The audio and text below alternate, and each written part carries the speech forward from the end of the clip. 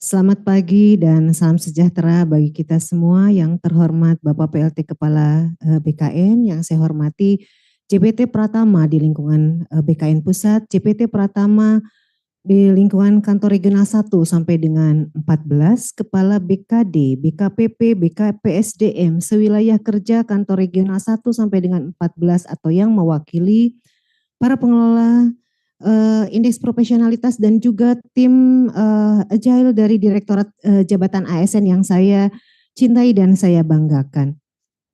Tadi sudah disampaikan oleh Mbak Eva ya, kalau Mbak Eva tadi pantun, saya tidak menyampaikan pantun karena saya takut Mbak Eva. Saya takut dibilang saya cakep tidak sesuai dengan kenyataannya, jadi saya tidak membacakan pantun. Mungkin untuk mempersingkat waktu karena ini juga hari Jumat Bapak dan Ibu, dan ini juga sampai dengan Indonesia wilayah Timur ya, saya akan langsung mensosialisasikan bagaimana terkait dengan pengukuran indeks profesionalitas ASN tahun 2023. Kenapa kita melakukan sosialisasi? Karena ini adalah merupakan tahap persiapan bagi instansi pusat maupun instansi daerah dalam melakukan pengukuran indeks profesionalitas ASN di tahun 2023, di mana saat ini mungkin next saja slide-nya, di mana saat ini mungkin kita sedang ada dalam masa transisi adanya beberapa perubahan regulasi. Tadi Pak PLT Kepala BKN, Mbak Eva sudah menyampaikan bahwa saat ini sudah ditetapkan Undang-Undang 20 tahun 2023 tentang aparatur sipil negara. Tentunya dengan ditetapkannya undang-undang tersebut akan banyak perubahan di dalam regulasi-regulasi yang ada saat ini, terutama regulasi turunan daripada Undang-Undang 20 tahun 2023 ini. Yang saat ini regulasi turunan tersebut mungkin sudah dalam proses selesai untuk uji publik. Tetapi sampai dengan ditetapkannya regulasi yang baru, regulasi aturan turunan tersebut masih dapat dilaksanakan. Salah satunya terkait dengan peraturan pemerintah nomor 11 tahun 2017, untuk peraturan pemerintah nomor 17 tahun 2020, di mana nanti kita akan melihat bagaimana kesesuaian persyaratan jabatan seseorang ketika menduduki jabatan manajerial ataupun jabatan non manajerial. Ini akan berkaitan juga dengan tadi kewajiban-kewajiban seseorang di dalam melakukan pengembangan kompetensi. Nah, untuk pengukuran indeks profesionalitas ASN itu sendiri saat ini diatur dengan peraturan Menpa nomor 38 tahun 2018 tentang pengukuran indeks profesionalitas ASN, di mana dengan peraturan tersebut BKN diberikan mandat untuk melakukan pengukuran indeks profesionalitas ASN. Tentunya ini masih tetap kita laksanakan karena memang belum ada aturan yang mencabut ataupun aturan terkait regulasi yang baru tentang pengukuran indeks profesionalitas ASN. Dan tadi disampaikan Pak Kepala bahwa yang perlu mendapatkan perhatian di sini adalah terkait dengan pengembangan kompetensi. Salah satu pengembangan kompetensi yang dapat dilakukan secara non-klasikal, kita bisa mengacu kepada Peraturan LAN nomor 10 tahun 2018 tentang pengembangan kompetensi ASN. Next. Baik, nah indeks profesionalitas ASN saat ini merupakan suatu instrumen yang diukur secara kuantitatif. Idealnya bukan hanya kuantitatif, tetapi lebih bagaimana kita melihat tingkat profesionalitas ASN itu sendiri. Saat ini hanya masih berbasis kepada eviden, dalam arti hanya berdasarkan pada dokumen yang dihasilkan. Pengembangan kompetensi hanya dilihat dari dokumen seseorang melihat berapa banyak yang bersangkutan dikembangkan kompetensinya. Idealnya adalah diukur bagaimana yang bersangkutan ketika sudah dilakukan pengembangan kompetensi, bagaimana profesionalitasnya dalam melaksanakan tugas jabatannya. Dan hasilnya ini tentunya dapat digunakan untuk penilaian dan evaluasi guna pengembangan profesionalitas profesi ASN itu sendiri. Lanjut. Nah, di dalam pengukuran indeks profesionalitas ASN, ini ada 4 dimensi yang diukur, dan 4 dimensi ini masih relevan dengan sistem meritokrasi, di mana yang pertama adalah mengenai kualifikasi. Kualifikasi ini dilihat dari data atau lihat dari keempat dimensi ini, bobot dimensi kompetensilah yang memiliki bobot tertinggi di dalam pengukuran indeks profesionalitas ASN. Sehingga nanti ketika kita sudah melihat data, Bapak dan Ibu sebagai pengelola atau pengambil kebijakan dapat melihat sangat rendah. 61 sampai dengan 70 nilainya rendah, 71 sampai dengan 80 nilainya sedang, 81 sampai dengan 90 nilainya tinggi, dan 91 sampai dengan 100 nilainya sangat tinggi. Tadi sudah disampaikan bahwa secara nasional kita masih ada di range aplikasi pelayanan kepegawaian, di mana di tahun 2020 ini kami meminta seluruh instansi untuk melakukan penilaian. Mengambil datanya adalah data dari SAPK, tetapi belum semua instansi siap melalui desktop, dan aplikasi IPASN dalam SIASN ini juga sudah terintegrasi dengan Simpegnas. Pengelola kepegawaian atau admin SIASN juga dapat memutakhirkan riwayat pengembangan atau seluruh riwayat kepegawaian ya ini melalui aplikasi SIASN melalui menu permajaan. Dan untuk internal BKN, baik itu BKN kantor regional dan DJASN ini memiliki akses dalam layanan IPASN sesuai dengan kewenangannya masing-masing. Tentunya untuk pengelola IPASN perlu melakukan pemantauan dalam pengukuran IPASN melalui layanan IPASN. Lanjut. Nah, kalau kita melihat data, ini kami mencoba melakukan monitoring dan evaluasi terkait dengan pengukuran indeks profesionalitas ASN. Sebetulnya kendalanya ada di mana? Ketika nilai instansi itu adalah rendah, kita lihat bahwa apakah instansi itu dalam aplikasi e-kinerjanya sudah terintegrasi atau belum dengan aplikasi SIASN ya. Khusus untuk instansi pusat ini 95% sudah terintegrasi. Mungkin nanti kita lihat kenapa instansi pusat nilainya lebih tinggi. Karena kita lihat dari aplikasi e-kinerja 95% ini sudah terintegrasi dengan ASN. Pelatihan, tadi kompetensi nilainya yang tertinggi. Kita lihat instansi pusat bagaimana terkait dengan melakukan pengembangan kompetensi non-klasikal. Sudah 82% pelatihan pengembangan non-klasikal ini dilakukan di instansi pusat. Mungkin salah satu contoh di BKN sendiri, kita sudah ada peraturan BKN mengenai kegiatan pengembangan kompetensi non-klasikal, yaitu coaching, mentoring, dan belajar mandiri. Dan ini selalu dilakukan di internal BKN. Yang ketiga, kita melihat bahwa instansi pemerintah ini juga menggunakan indeks profesionalitas ASN sebagai indikator kinerja unit. Jadi ada di dalam masing-masing IKU instansi. Nah, ini yang perlu kita lihat karena kami juga khawatir ketika misalkan nilainya rendah ini juga akan berdampak kepada IKU masing-masing instansi, sehingga kita perlu adanya beberapa upaya yang harus kita lakukan. Lanjut. Nah, kita lihat capaian sementara. Kenapa kita sampaikan capaian sementara? Ini juga untuk mempersiapkan instansi pusat dan daerah sebelum dilakukannya pengukuran indeks profesionalitas ASN di tahun 2023. Jadi kalau kita melihat di tahun 2022 untuk instansi pusat capaian indeks profesionalitas ASN-nya sudah berada dalam range 71,82. Meskipun untuk tahun 2023 ini masih di 64,89 karena ini belum dilakukan pengukuran. Kita sedang berproses sehingga Bapak dan Ibu bisa melakukan perbaikan di dalam updating data 4 dimensi tersebut. Instansi daerah. Instansi daerah di tahun 2022 ini masih rata-ratanya ada di 57,67 dan di tahun 2023 ini instansi daerah sudah mulai mengalami kenaikan di 59,46 meskipun ini adalah data sementara. Secara nasional tentunya ini harus menggabungkan antara nilai instansi pusat dengan instansi daerah. Tidak bisa pusat bagus sendiri sementara daerah nilainya rendah karena nasional itu adalah gabungan dari keduanya. Kalau kita melihat data tersebut khususnya untuk instansi daerah ya, kualifikasi ini ada di 20,36. Kami rasa kualifikasi sudah sesuai karena kan tidak semua diberikan kesempatan untuk melanjutkan peningkatan pendidikan ya. Kita lihat dimensi kompetensi, ini masih 14,18 sementara tadi tertingginya adalah 40. Inilah yang perlu kita tindak lanjuti bagaimana untuk meningkatkan dimensi kompetensi tersebut. Selanjutnya kinerja.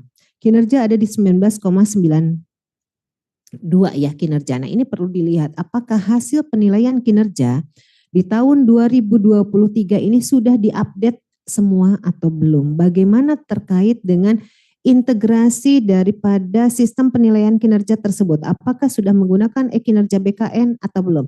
Ketika belum menggunakan e-kinerja BKN, tentunya perlu adanya rekonsiliasi data. Jadi kami berharap Bapak dan Ibu yang ada di daerah juga sudah mengintegrasikan terkait dengan penilaian kinerjanya menggunakan aplikasi BKN agar dapat meningkatkan nilai indeks profesionalitas. Karena kami mengambil data kinerja khusus untuk dimensi kinerja, dan data kinerja ini juga akan kita gunakan untuk nanti menilai dimensi kompetensi sebagai dasar awal atau nilai dasar dalam perolehan dimensi kompetensi. Disiplin ini 5, alhamdulillah kalau 5 berarti tidak ada pegawai yang dikenakan hukuman disiplin, tetapi jangan sampai Bapak dan Ibu agar nilai IP-nya bagus, disiplin tidak ditegakkan, tetap harus menegakkan disiplin karena ini adalah satu rangkaian untuk penilaian indeks profesionalitas ASN. Boleh lanjut?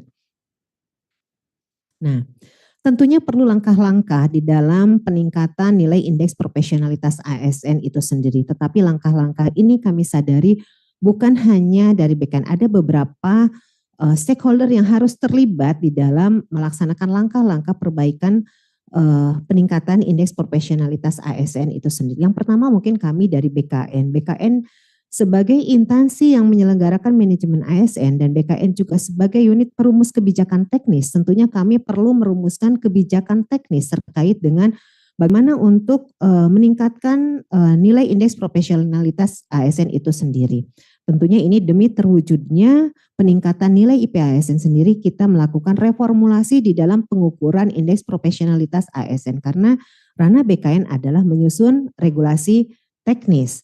Tetapi ini tidak bisa berjalan sendiri. Bapak dan Ibu sebagai instansi pengguna tentunya juga harus melaksanakan terkait dengan hal tersebut, sehingga saat ini kami melakukan sosialisasi untuk perubahan atau transformasi di dalam pengukuran indeks profesionalitas ASN itu sendiri.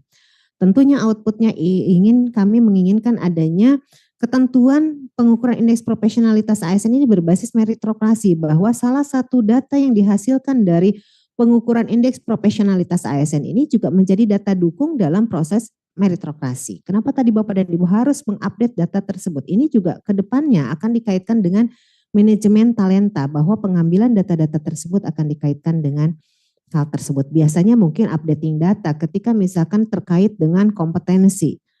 PNS-nya acuh tak acuh ketika sudah dilakukan pengembangan kompetensi. Padahal ini juga bagian daripada melihat bagaimana profesionalitas Bapak dan Ibu nanti ketika masuk di dalam manajemen talenta.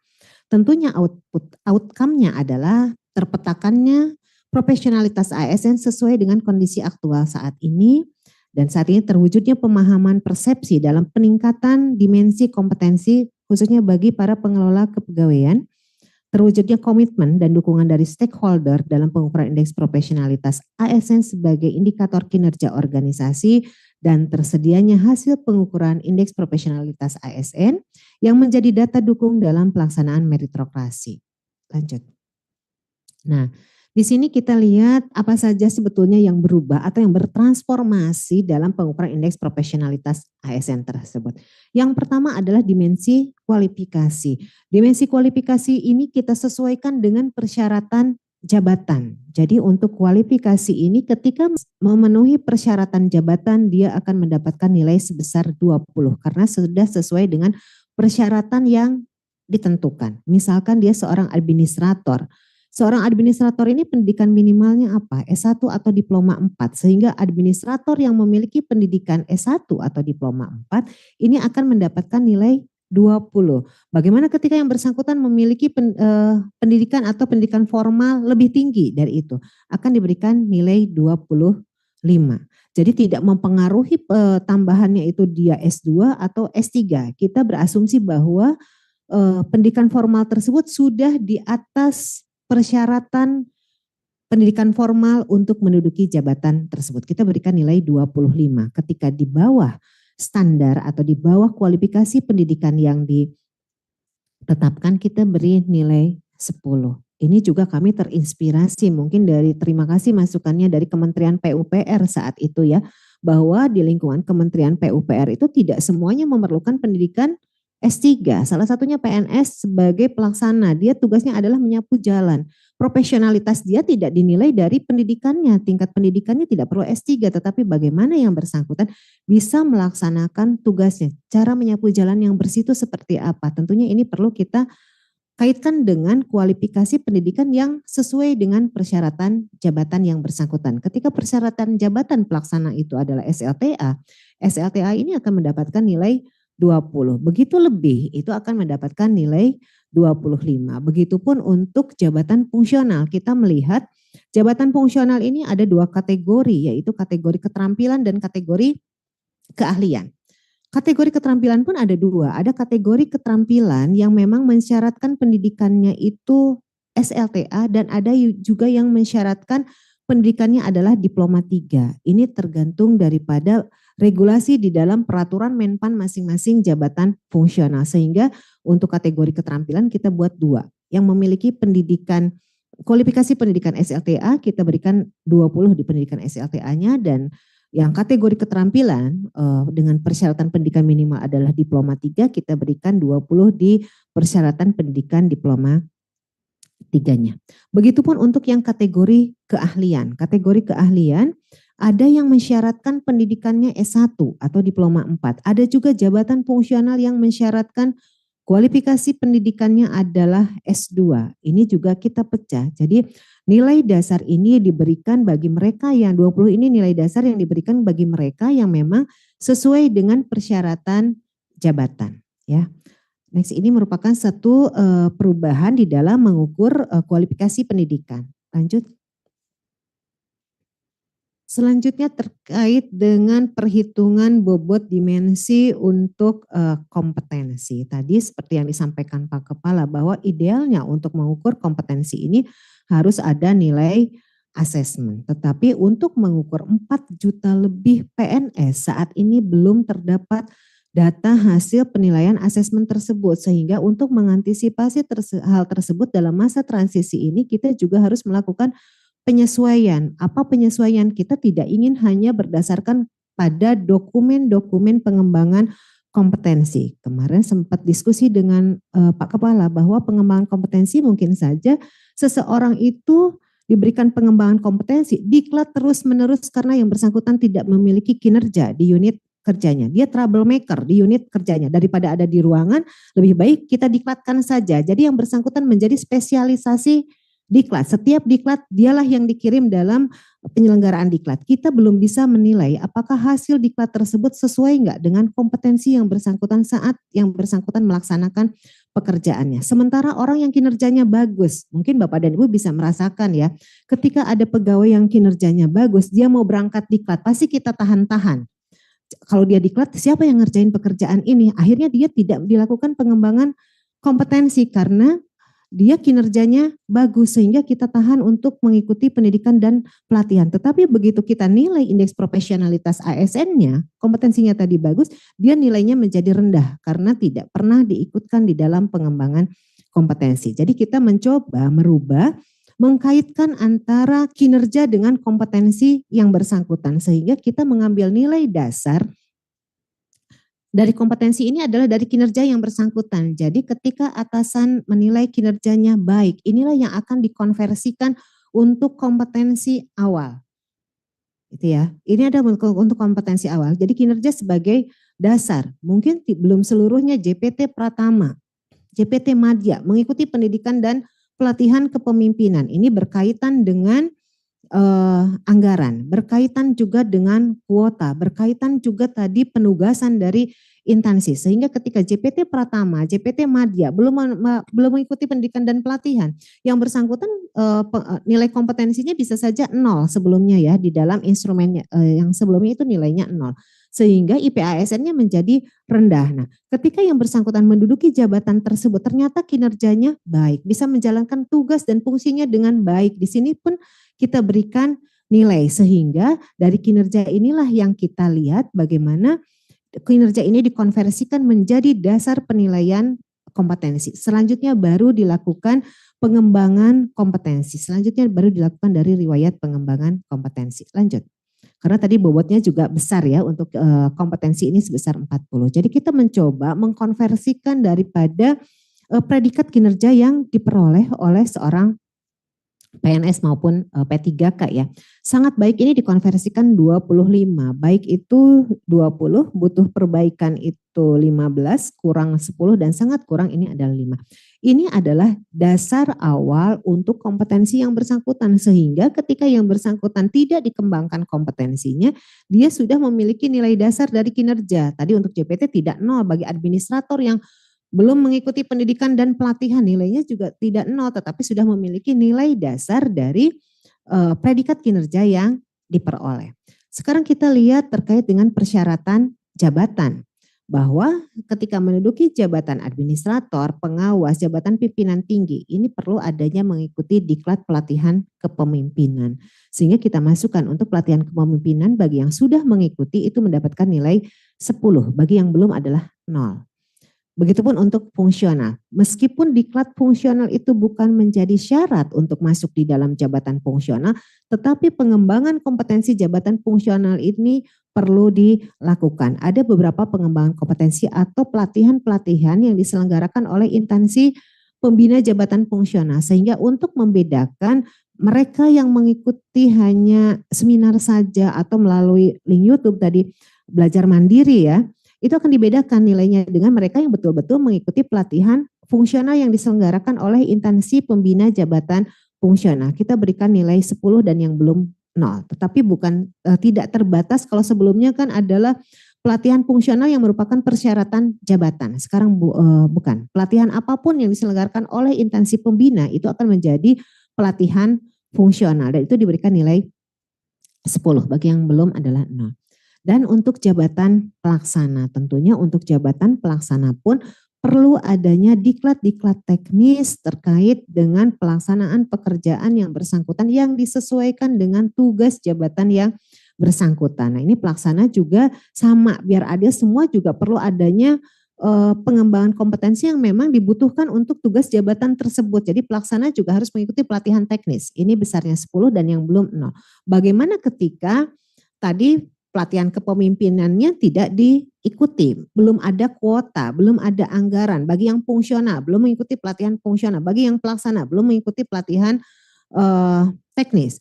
Kita tetap berikan porsi untuk pengembangan kompetensi lainnya. Di sini kita berikan bobot adalah 5, sehingga ketika tidak dilakukan pengembangan kompetensi pun sudah ada bobot dari kinerja. Belum melakukan pengembangan pengembangan kompetensi melalui pelatihan kepemimpinan, tetap diberikan bobot untuk pelatihan lainnya. Jadi nilainya tidak 0. Nah, kami berharap ini juga dapat meningkatkan nilai indeks profesionalitas ASN di lingkungan Bapak dan Ibu karena kami juga sudah mencoba mensimulasikan hal tersebut khususnya untuk di internal Direktorat Jabatan ASN dan ada 11 instansi yang menjadi pilot project untuk pengukuran menggunakan dimensi yang baru. Alhamdulillah nilainya tidak terjadi penurunan.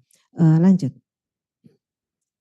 Nah, untuk dimensi kinerja kita masih menggunakan pola yang sama untuk kinerja, yaitu ketika sangat baik ini perolehan bobotnya adalah 30, baik 25, butuh perbaikan 20, kurang atau misconduct itu 15 dan sangat kurang 10. Ini kita tidak lakukan transformasi ya untuk pengukuran kinerja karena bersifat statis. Bapak dan Ibu baik instansi pusat maupun instansi daerah setiap tahun harus melakukan pelaporan terkait dengan penilaian kinerjanya. Jadi kita tidak melakukan perubahan, yang tadi yang dilakukan perubahan yang cukup dinamis adalah terkait dengan pengembangan kompetensi dan kualifikasi ya.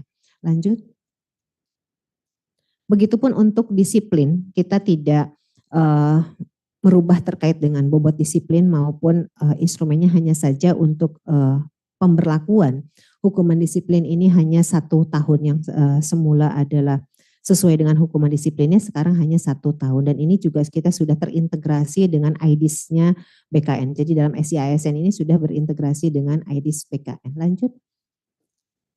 Nah ini bagi Bapak dan Ibu instansi pusat maupun instansi daerah ini sudah disiapkan rekonsiliasi data menu rekon untuk data kinerja bagi Bapak dan Ibu yang belum terintegrasi dengan BKN.